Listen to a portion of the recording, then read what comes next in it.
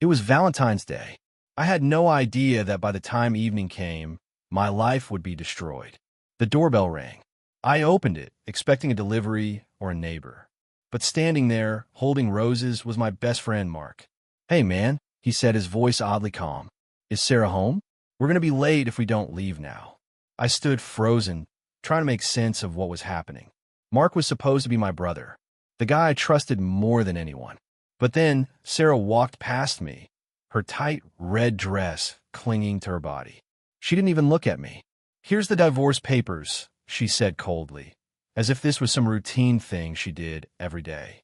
"Tomorrow, you should leave the house." I felt my knees go weak. Divorce? What was she talking about?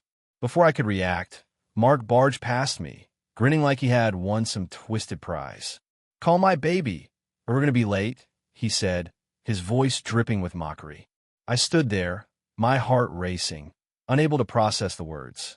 My best friend and my wife together behind my back. The betrayal was no longer just a possibility. It was real. And in that moment, my entire world crumbled.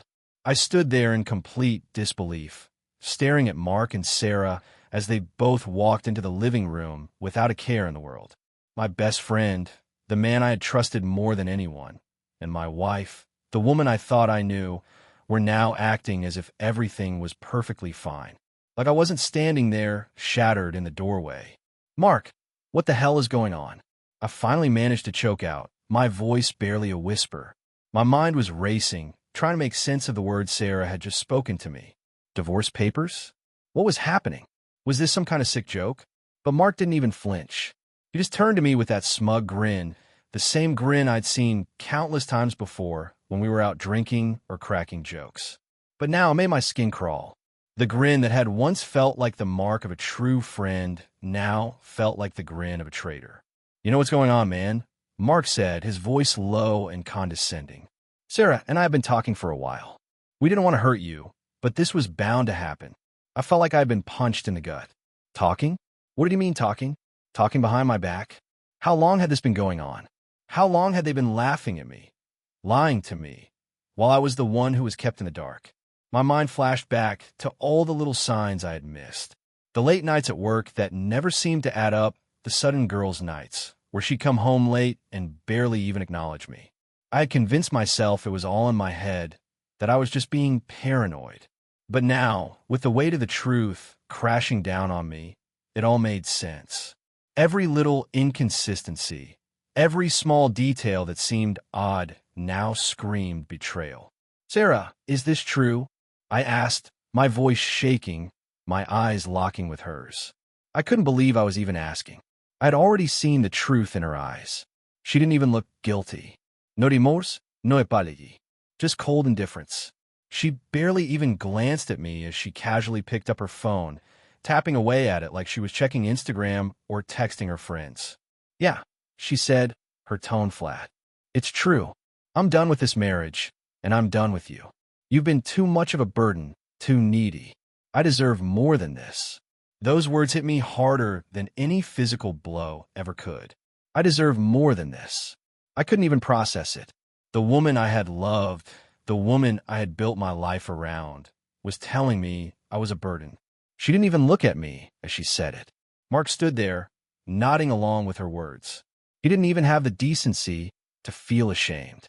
"We've been planning this for months," he admitted, almost proudly. "I never wanted to hurt you, man. But Sarah and we connect, you know. You haven't been the husband she needs." Every word felt like a knife. The betrayal wasn't just emotional. It was deep, like a wound that wouldn't heal. It wasn't just that my wife had been cheating on me. It was that my closest friend had been the one to help her do it.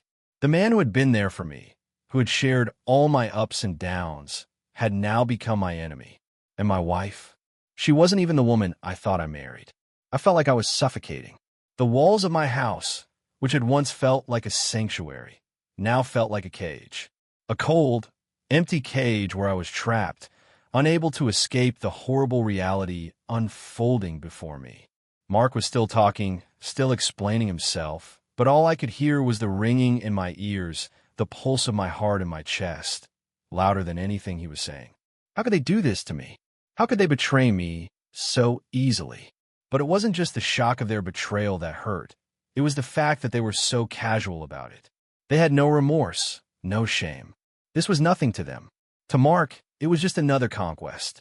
To Sarah, it was just another chapter in her quest for excitement and attention. Then Sarah turned to me, still not looking at me, still too busy with her phone. I don't care how you feel about it. You can go ahead and throw a tantrum if you want, but this is over. I've moved on, and you should too. I've been telling you for months that you need to change, and you never listened. So now, I'm doing what's best for me. It's done. I couldn't believe it. She was cold, calculating. There was no fight in her, no emotion. Just an empty shell of the woman I thought I loved. And Mark? He stood there, grinning like he had won some sick game. The tears that threatened to spill from my eyes weren't tears of sadness. They were tears of rage. My whole body trembled with anger, but I didn't know what to do with it. I wanted to scream. I wanted to hit something. I wanted to confront them both, tear into them for what they had done. But I couldn't move. I was paralyzed by the realization that everything I knew, everything I had built with Sarah, was a lie. The house felt like it was closing in on me, the walls pressing in with every breath I took. I tried to speak, but my words felt like they were stuck in my throat. How could they just stand there, acting like nothing was wrong? How could they betray me and be so calm about it? Mark, standing next to Sarah, didn't even look the least bit remorseful. He was still grinning like he had just won some twisted prize. And Sarah, well, she didn't even seem to care. I wasn't sure if she had checked out emotionally a long time ago, or if she was just so cold and ruthless that it didn't matter to her anymore. My heart was pounding in my chest. I wanted to scream at them, punch Mark in the face, throw Sarah out of the house, but instead, all I could do was stare at them. The reality of what was happening, of what had happened, was so overwhelming that I couldn't even think straight. This wasn't just some petty argument or misunderstanding. This was my life falling apart in front of my eyes.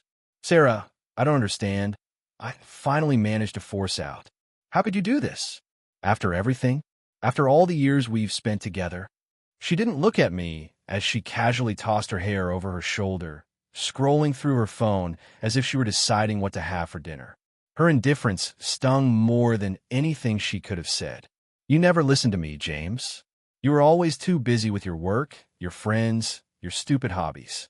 I've been trying to tell you for months that I needed something more, but you just didn't care.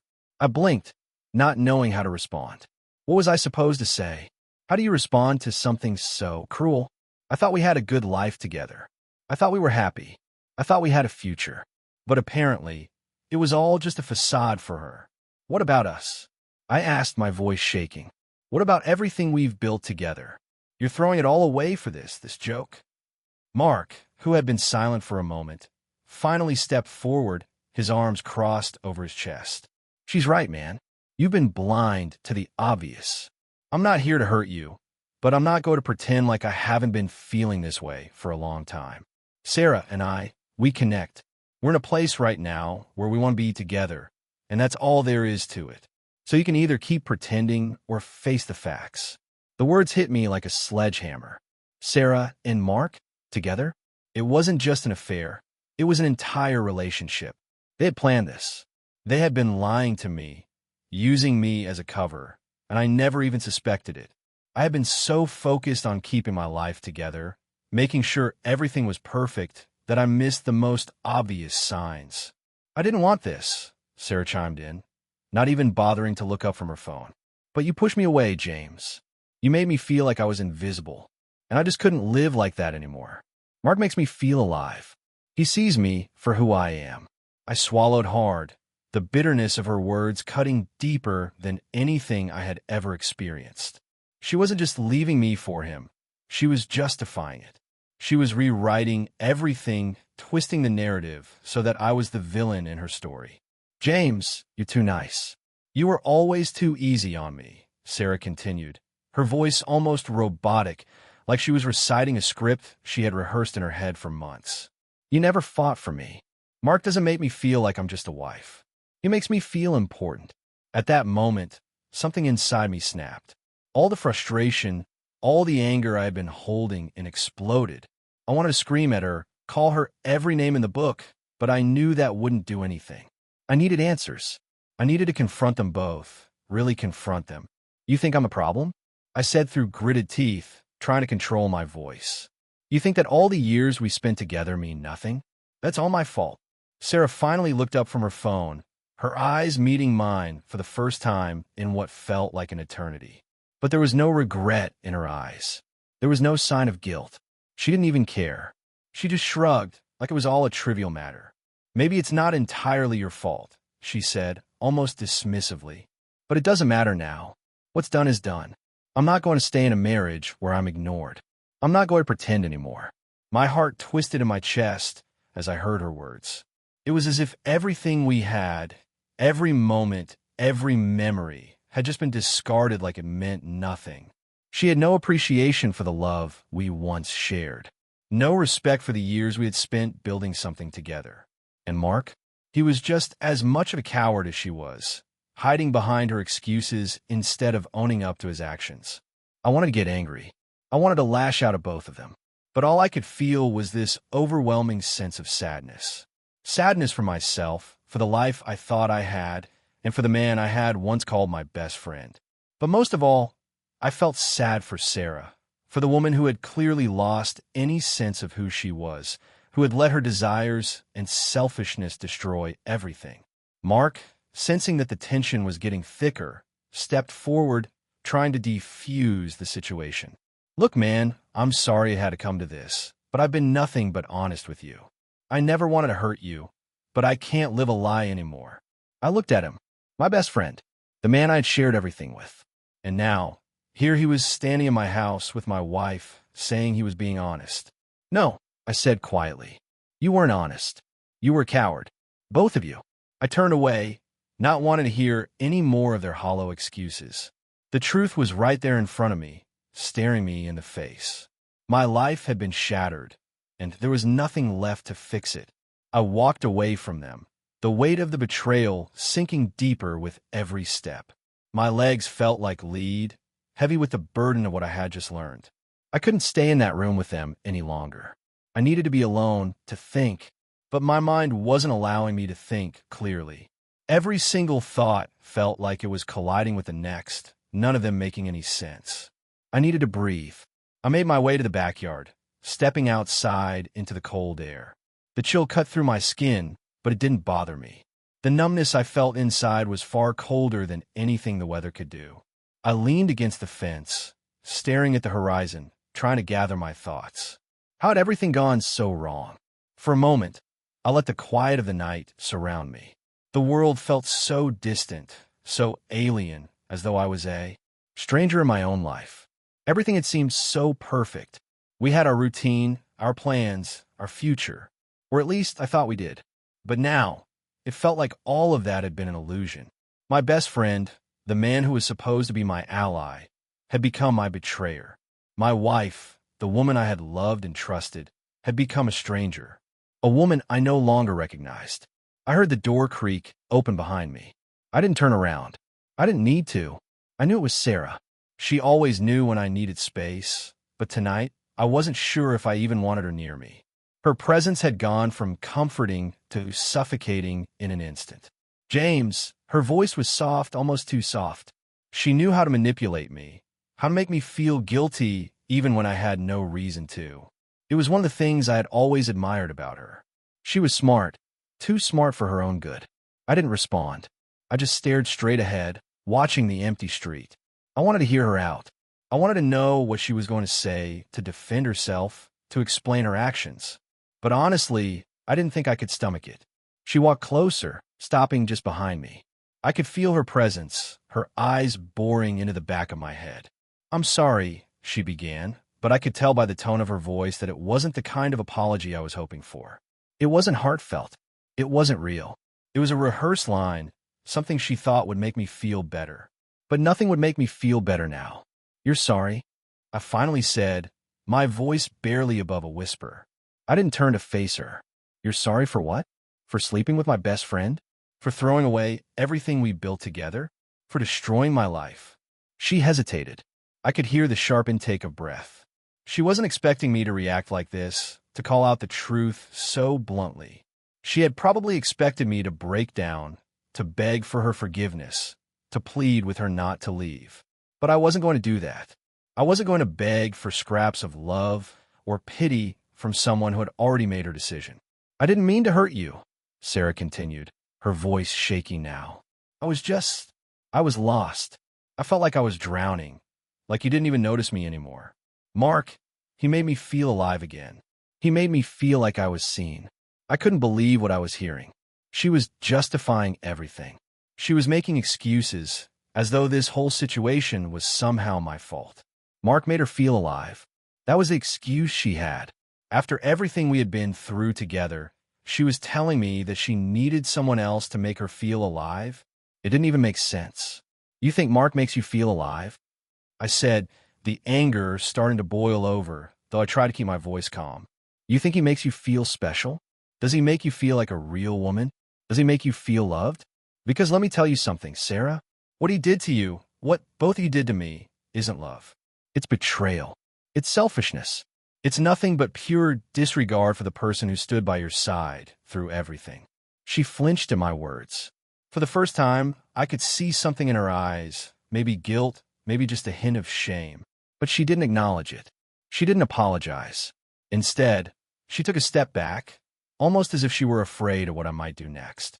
I didn't want to hurt you, she repeated, this time her voice barely audible. But you didn't listen. You didn't see me. The words stung. It was as though everything I had done for her, everything I had sacrificed, didn't matter. It was as if I had been invisible this whole time. And now she was acting like she was the victim here. I felt my fists clenching at my sides, but I forced myself to stay calm.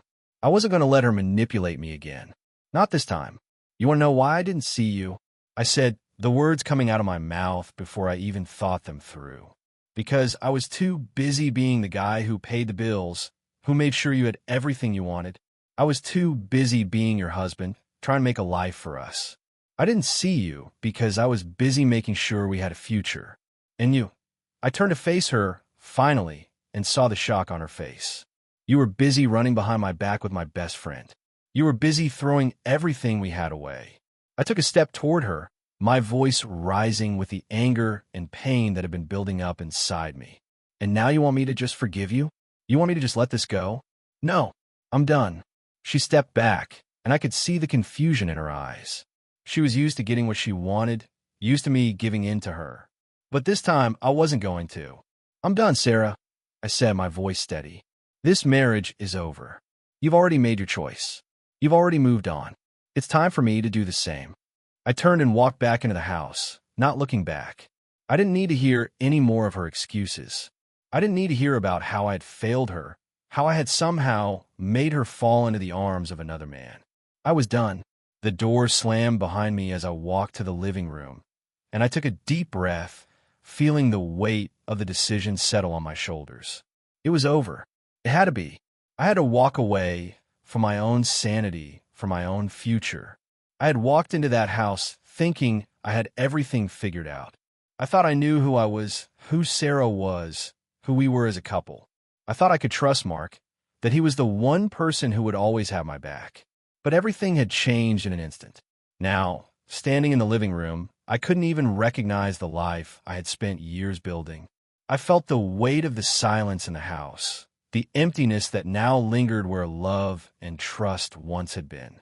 The realization hit me hard, like a wave crashing against my chest, and I stumbled forward, grabbing onto the back of the couch for support.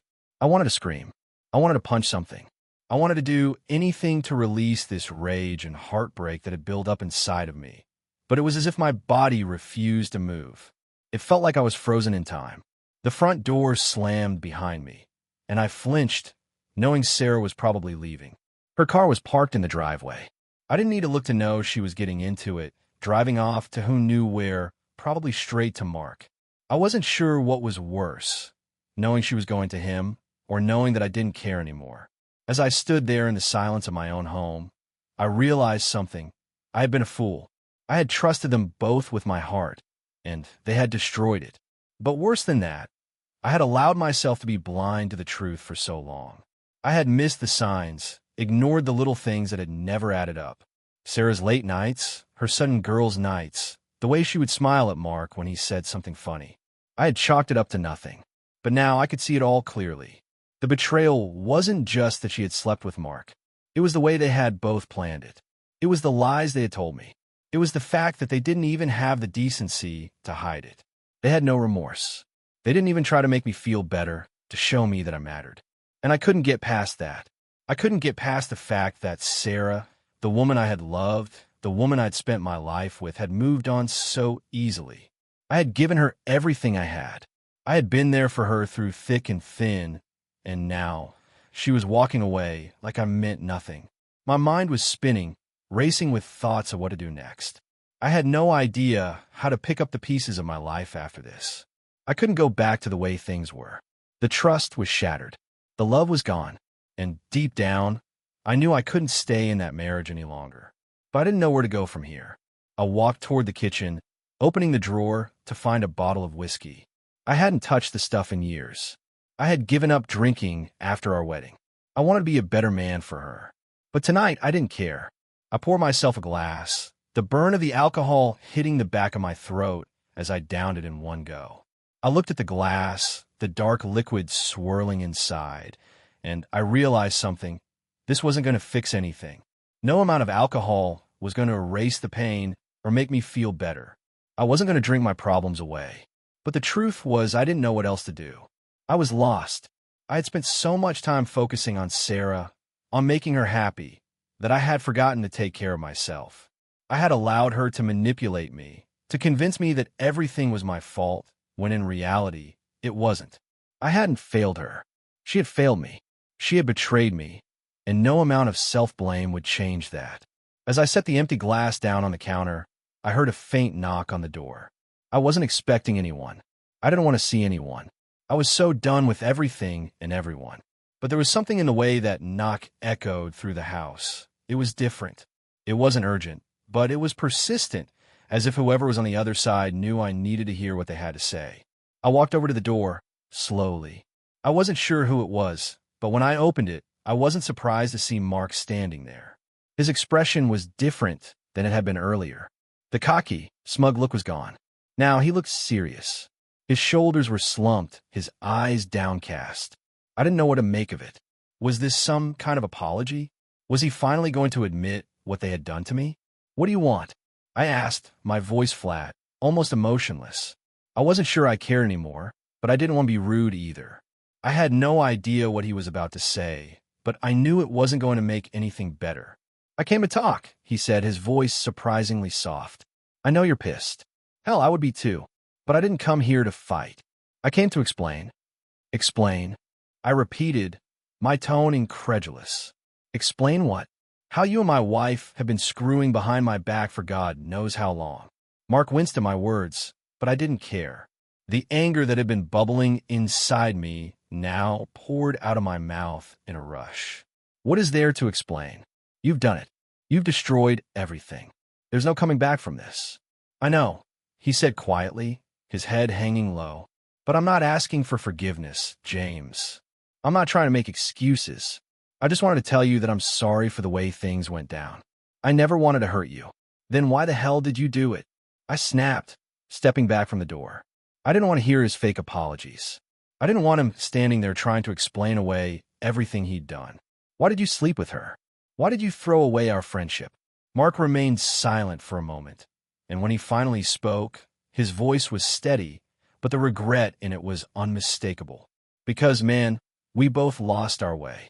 I don't know what happened, but I realize now that it wasn't worth it. None of it." The word stung, but I didn't show it.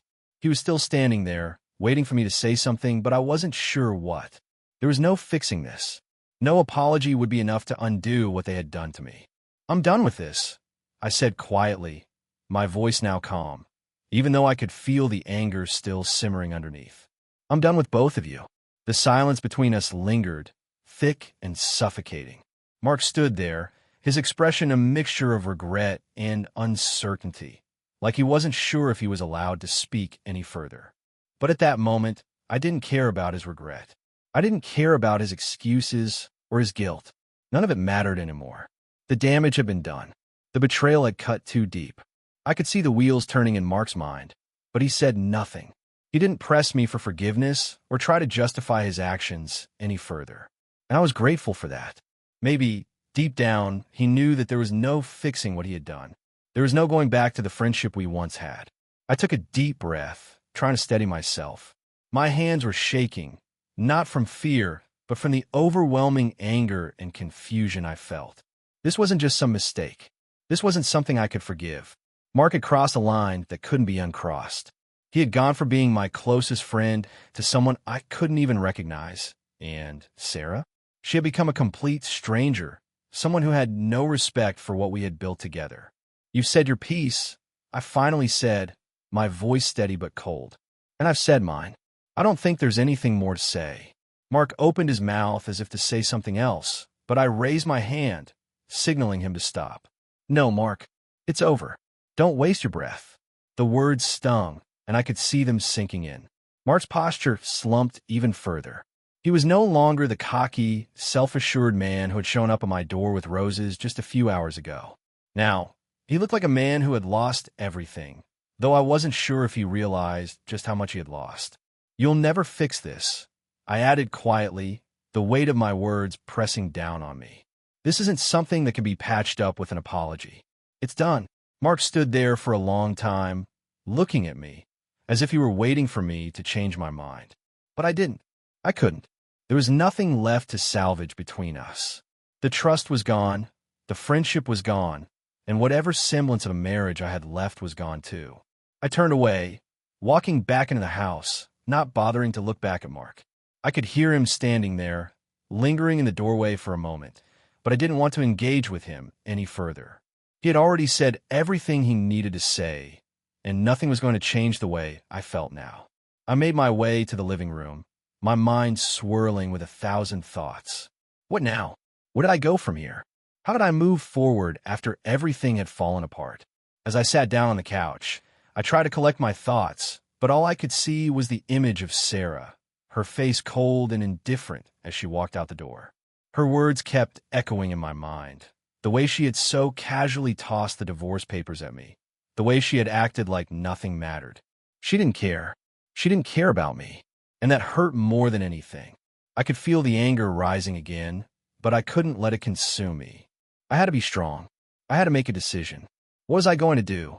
Was I going to spend the rest of my life mourning a relationship that was already over, or was I going to move on? Was I going to sit around and let this betrayal define me, or was I going to take control of my life again? As the minutes passed, I realized something. I wasn't going to let them win. I wasn't going to let Sarah and Mark destroy everything I had worked for. They had taken my trust, they had taken my heart, but they hadn't taken my future. I stood up from the couch and walked to the kitchen, grabbing a pen and a piece of paper. I started writing, my hand shaking slightly as I wrote the words that would mark the end of this chapter in my life. The divorce papers. My own declaration of independence. I was done. I wasn't sure how I was going to feel when I signed those papers, but at that moment, I felt a strange sense of clarity. This was the only way forward. It wasn't going to be easy, but nothing worth having ever is. And I wasn't going to waste any more time on someone who didn't appreciate me. As I signed the papers, a small sense of peace washed over me. It was like the weight of the betrayal, the anger, the sadness was finally starting to lift. It wasn't over yet, but this was the first step toward taking control of my life again. I knew the road ahead wouldn't be easy. I had no idea how I was going to rebuild, how I was going to trust again, or how I was going to move forward after everything that had happened. But I also knew this. I wasn't going to let Sarah or Mark dictate my happiness. I wasn't going to let them define my future. And with that realization, I took my first step forward, away from the wreckage of my past, and toward something new. I signed the papers, the ink drying on the page as a symbolic end to the life I had known with Sarah. It felt surreal, like I was standing outside myself, watching the whole scene unfold. The act itself didn't make the pain go away, but it gave me something concrete. It was the first step in reclaiming my life, even though the road ahead seemed long and uncertain. I stood up from the table, the divorce papers still lying there, as if taunting me. It was final now. I had taken control, But that didn't change the fact that everything around me had been shattered. I was alone now, alone in a house that was once filled with love, laughter, and the promises of a future that had evaporated overnight. My phone buzzed on the counter. I didn't want to check it. I already knew it would be Sarah, trying to manipulate me into reconsidering, or Mark, offering some last-ditch attempt at a man-to-man talk. But it wasn't either of them. Instead, it was a message from my sister, Emma. She had no idea what had happened. She wasn't even in the state, but I'd always kept her in the loop about my life. She had been there for me during the hard times, and I knew she would be there now. I picked up my phone and read the message. "Hey, just checking in on you. Want to talk tonight? I'm free. I know things have been tough lately." Her words hit me harder than I thought they would. Emma had always been my rock, the person who understood me without judgment, and right now, I needed her more than anything. But at the same time, I felt ashamed. Ashamed that I had let everything go this far, that I hadn't seen the warning signs, that I had been so blind to the person Sarah had become. I quickly typed a response. "Yeah, I could really use someone to talk to. Hans, I'll call you in an hour." The clock on the wall ticked louder than usual. I needed to calm down before I talked to Emma. I needed to process everything to understand where I went wrong and how I was supposed to fix this mess. But there was no fixing it, was there? Sarah had made her choice. Mark had made his, and I had to learn to live with that. I walked to the living room and sat down on the couch, letting my mind wander. Everything that had happened felt like a blur.